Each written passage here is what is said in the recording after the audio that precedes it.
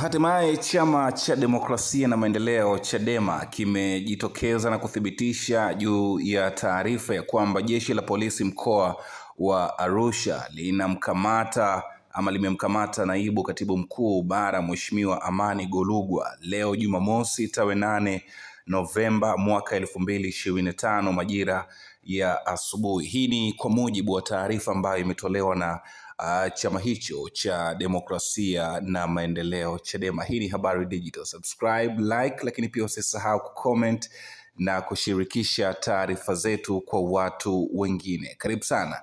Sasa kwa mujibu wa taarifa ambayo imetolewa rasmi na chama cha demokrasia na maendeleo Chadema kupitia mkurugenzi wa mawasiliano na uenezi ambaye ni Brenda Lupia. Taarifa hii inadai ya kwamba chama cha demokrasia na maendeleo Chadema kinapenda kuufahamisha umma ya kuwa jeshi la polisi mkoa wa Arusha limemkamata naibu katibu mkuu bara Mheshimiwa Amani Golugwa leo Jumamosi tarehe 8 ya mwezi Novemba mwaka 2025 majira ya asubuhi. Sasa wakati tukiendelea kufuatilia ama kufanya jitihada kwa ajili ya kuweza kufuatilia undani kuhusiana na taarifa hii ambayo imethibitishwa na chama cha demokrasia na maendeleo Chadema, naomba nikukumbushe tu ya kwamba usiku kwa mkia leo pia tutakumbuka ya kwamba jeshi la polisi lilitoa taarifa kwa ajili ya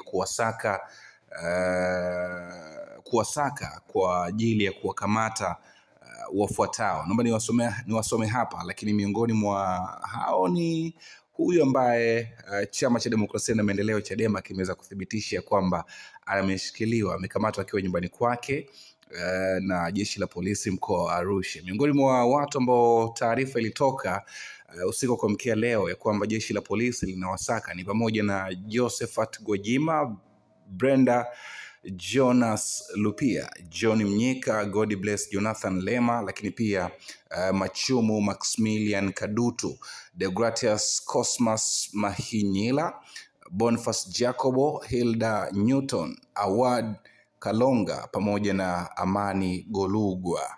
Aidha pia jeshi la polisi liliwataka waweze kujisalimisha katika vituo vya polisi mara moja watakapoona taarifa hiyo popote pale walipo. Lakini kwa mujibu wa taarifa ambayo imetolewa na mkurugenzi wa mawasiliano na uenezi wa chama cha demokrasia na maendeleo Chadema Bi Brenda Lupia ni kwamba Golugwa ameshikiliwa na jeshi la polisi mkoa wa Arusha.